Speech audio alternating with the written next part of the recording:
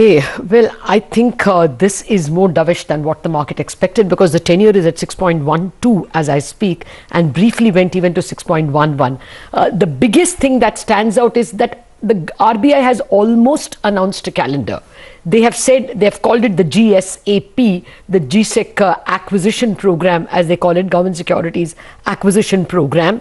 And there they're going to buy 1 lakh crore of securities in the first quarter itself, and the first tranche of that is on April 15th, which is 25,000 crore. So it's almost putting in a timetable for the RBI buying bonds from the market being worried about this huge 9 lakh crore of borrowing program by the central government. The RBI's forthright statement that they will buy up the bonds from the banks is going to be seen as extremely positive. I think that's the important one. And then there have been slight trimming of growth forecasts. It has come in at 22.6 for the first quarter. I think we were expecting 26% initially, but that's minor because of the pandemic. And of course, now we have a quarterly breakup for every quarter, 5.4 and 6.2 in Q3 and Q4. That's new. The inflation forecast is slightly higher. It was 5.2 to 5 for the first half. Now it is 5.2 for both first quarter and second quarter. So slight increase in the inflation forecast. For Q3, the old number was 4.3, now it's 4.4. And of course, we have a new number for the fourth quarter, the inflation number coming in at 5.1. That's slightly high, but then I think that was entirely in line with what the street was expecting. What's perhaps a shade of disappointment is the governor did not say we're going to keep the accommodative policy well into the second half of this year. The time guidance has been dropped. He's just said that we are going to stay accommodative till growth recovers on a sustainable basis and the impact of COVID is controlled. Of course, keeping in mind inflation data. So the time-wise that we will remain accommodative well into the next year, we were watching out for that statement. He has dropped it, but he has otherwise sounded extremely dovish, is the way I look at it, and that's what the bond yield seems to be telling us. But we will defer to the experts, Sivakumar of Axis Mutual Fund, Amandeep Chopra of UTI Mutual Fund, Shaumikanti Ghosh, the economist from SBI, Taimur Beg, also economist, and Aditya Narayan, the stock market expert, are all with us. I'm going to come to the bond dealers first.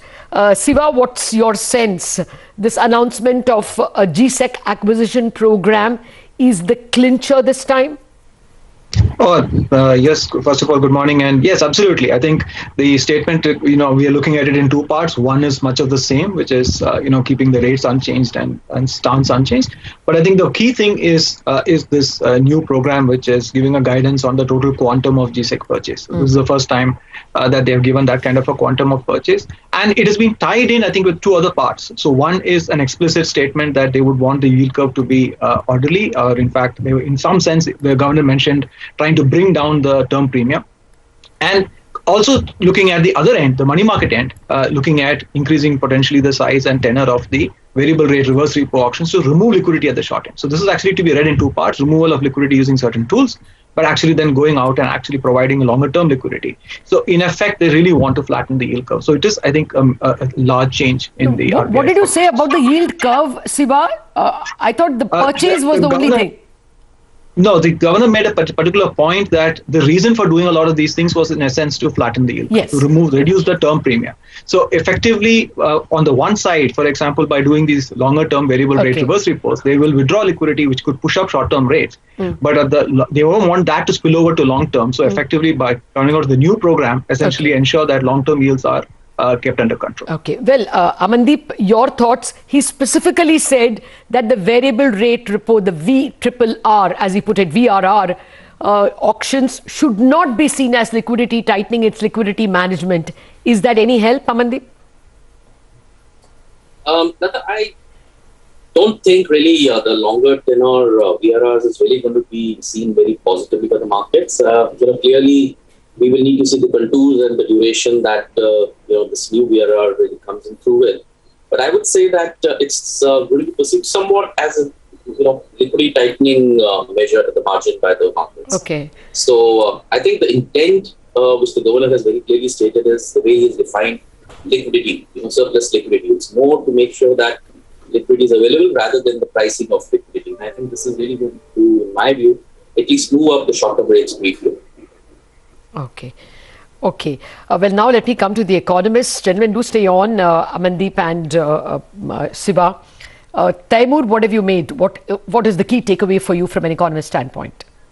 Hi, Lata. I think coming into this meeting, the last 2 weeks, we have been receiving rates in India simply because we felt that the market's pricing was a bit too aggressive with respect to this expectation of normalization in the second half of this fiscal year. We thought that was wrong, and I think the governor just underscored that. Look, at the end of the day, we can look at our models and look at our glide path for inflation as much as we want. But the fact of the matter is that COVID-19 is still the biggest spoiler. It can be significantly better than expected. It can be significantly worse than expected. And it has nothing to do with the path of commodity prices and the amount of demand impulse. It's about to what extent the variant spread through the country and undermine what was a very promising recovery coming into January and February. So that remains the key focus, and that forces the policymakers and the markets to believe that the bias is toward more accommodation.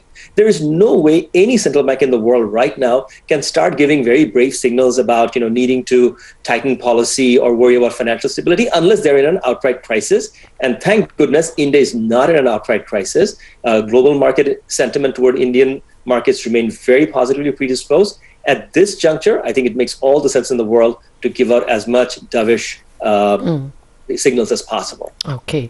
Well, point taken. We don't have too much of threats given the kind of FX surplus, the state of crude prices, our current account surplus actually after so many years, after 2004. There's no external threat. Ritu Singh, I'm just coming to you to find out what your key takeaways have been. But first, Soumya, anything from the policy that stands out for you? I think the governor has succeeded in, kind of reassuring the markets with the yields going down about 3-4 basis points. Your take? Yeah, thank you, Lata. I think one point which the governor has emphasized, I think that also talked about, is the guidance. Actually, moving away from a time-based guidance, which is more explicit, to a state-based guidance, which is more implicit. But I think that is justified because given the current uncertain circumstances, for example, growth on a durable basis is not quantifiable, but it is only a statement on the implicit nature of the economy.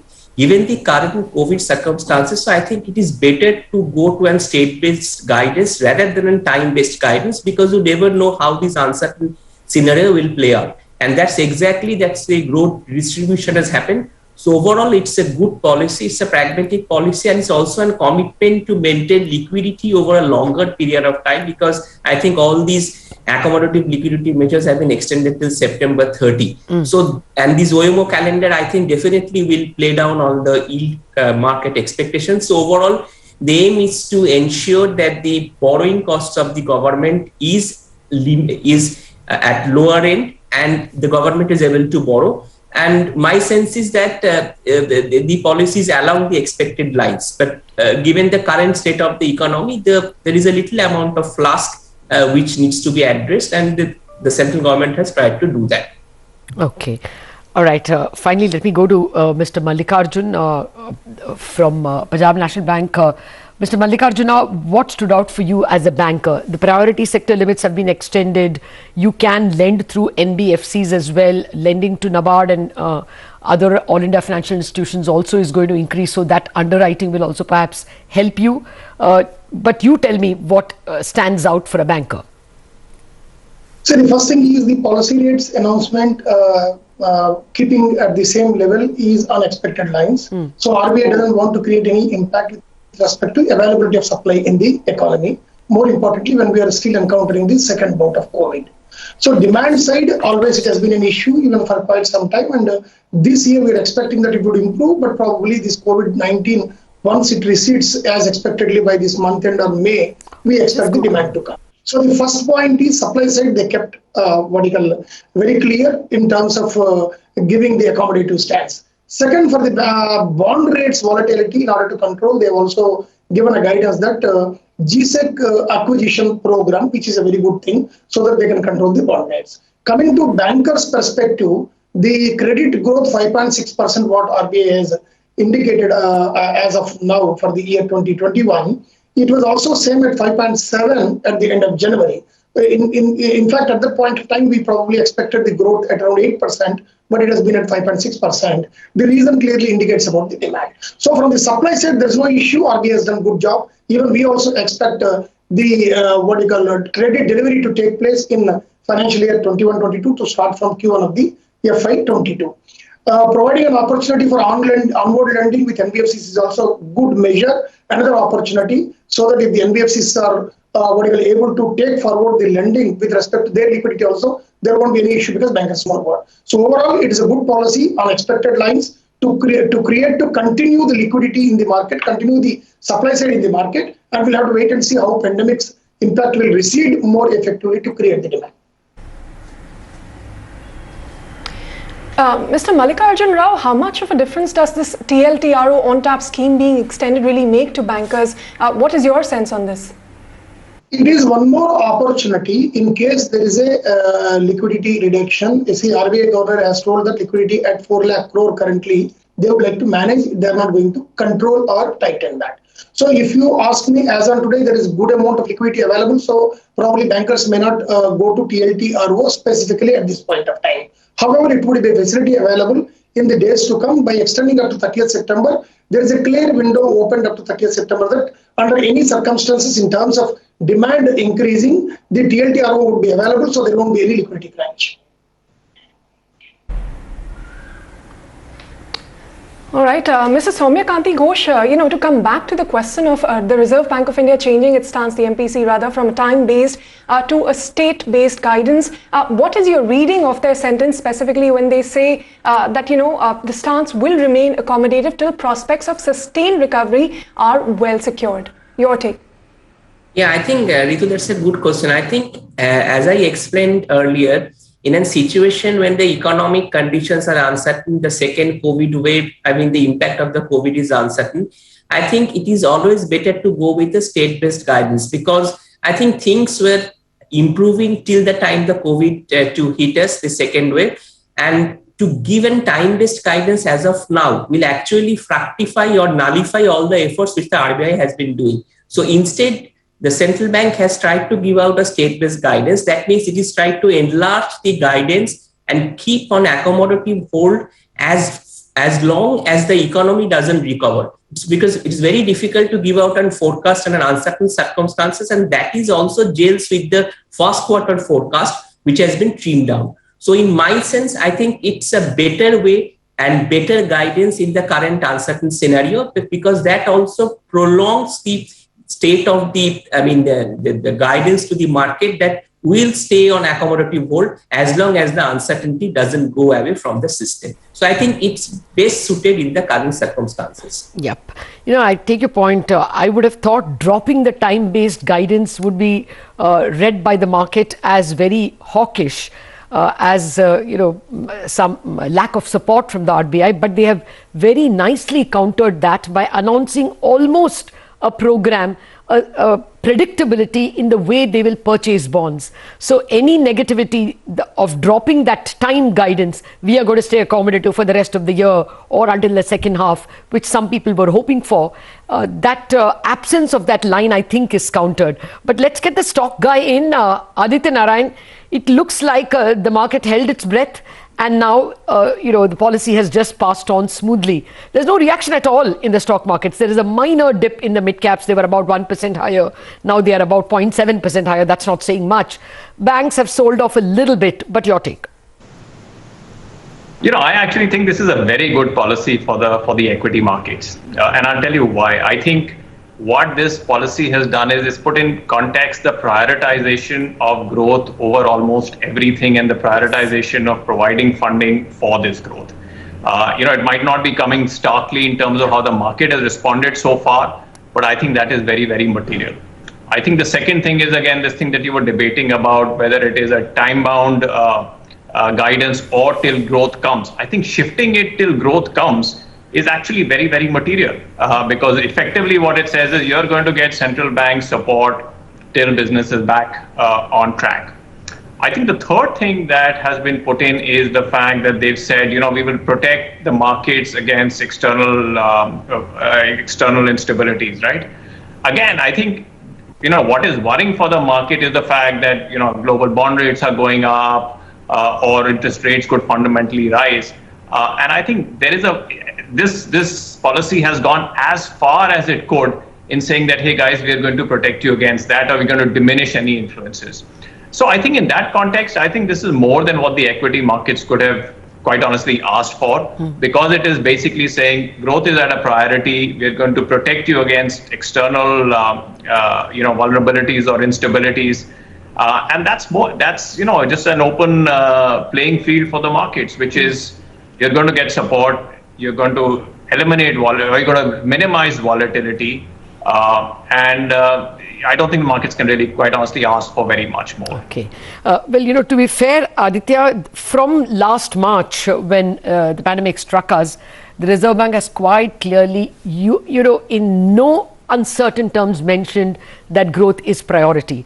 If you look at the average of the last 9 months, the average of inflation would be a little north of 6%. It would be even 6.2.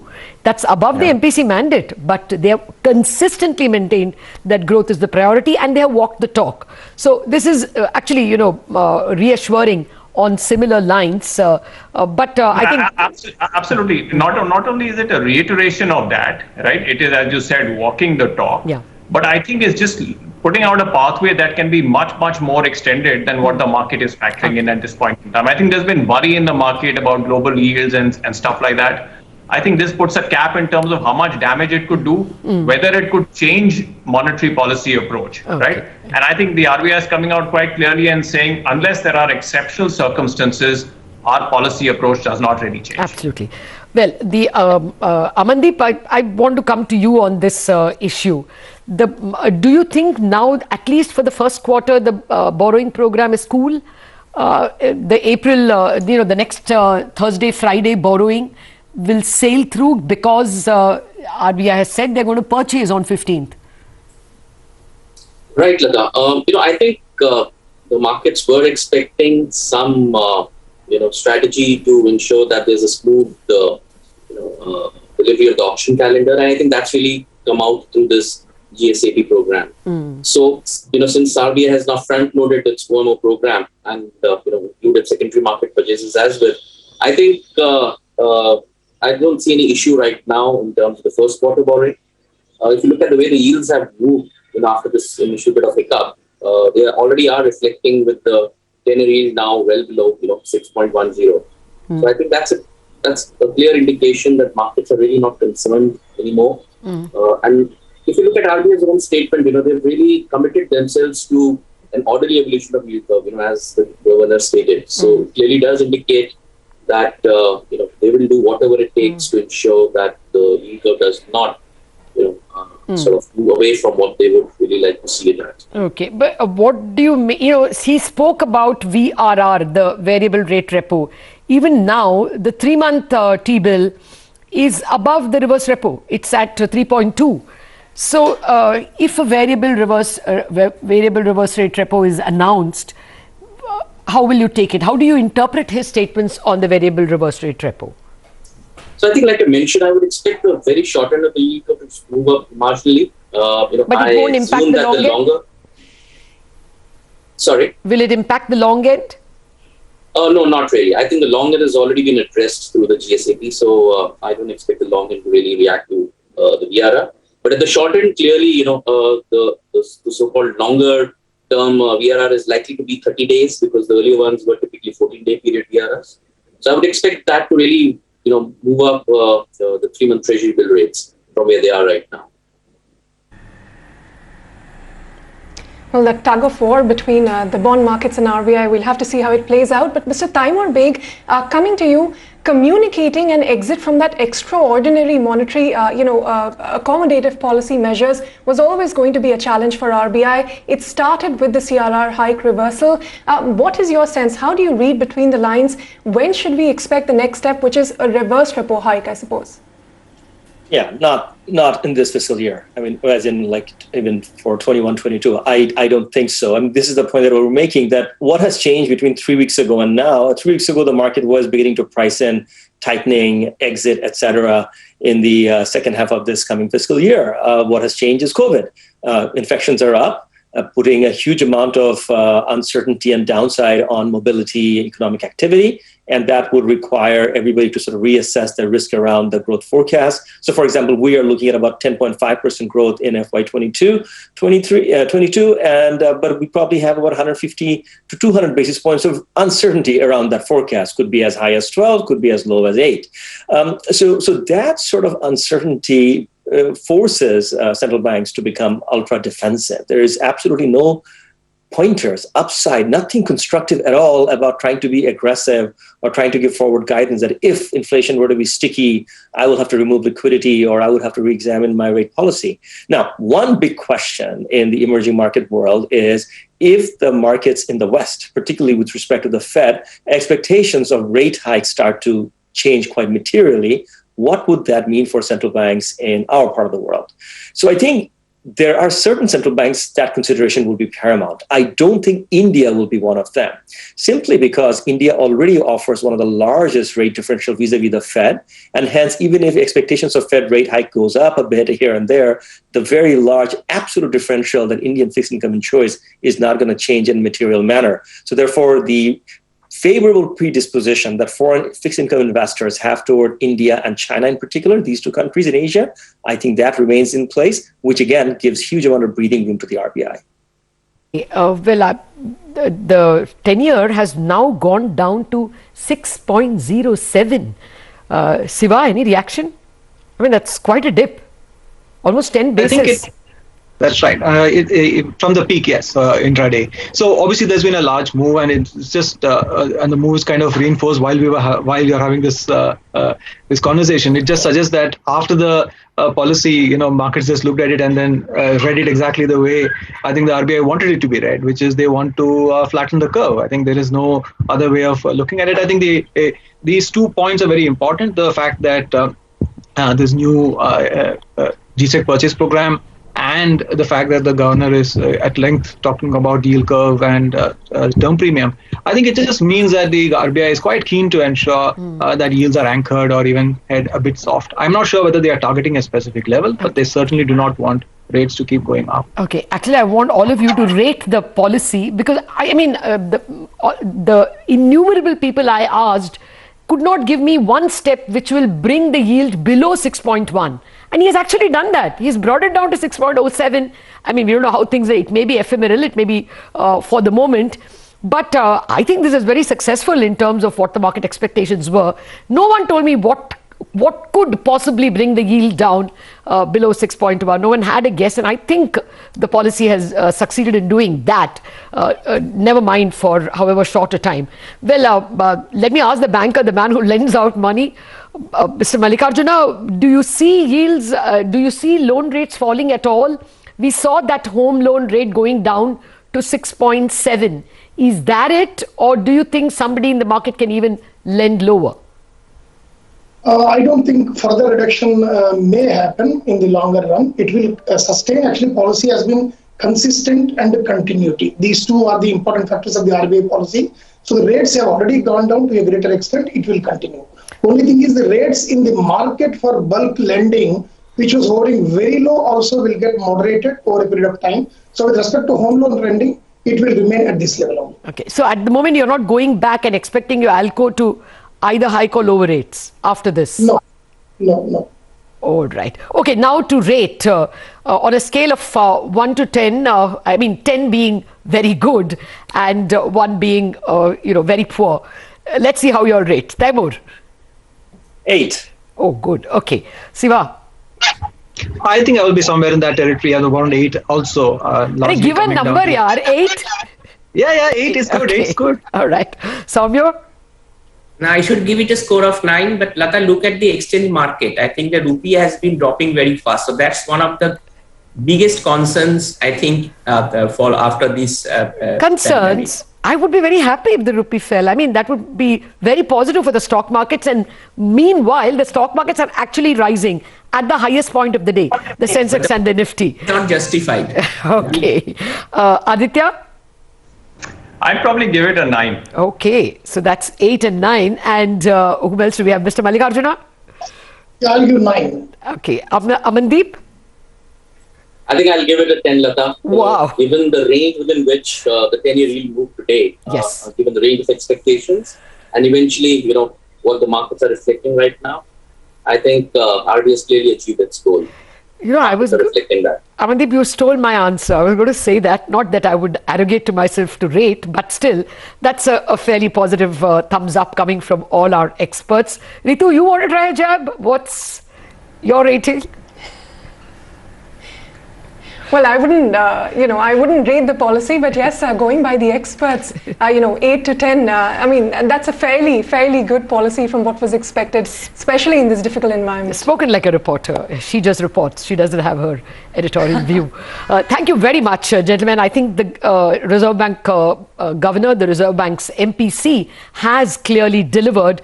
Nobody was expecting that they would be able to announce an OMO calendar. They've almost done that. They've not given a time-based guidance, and still the market has been reassured. I think that's the best that has been delivered under the circumstances.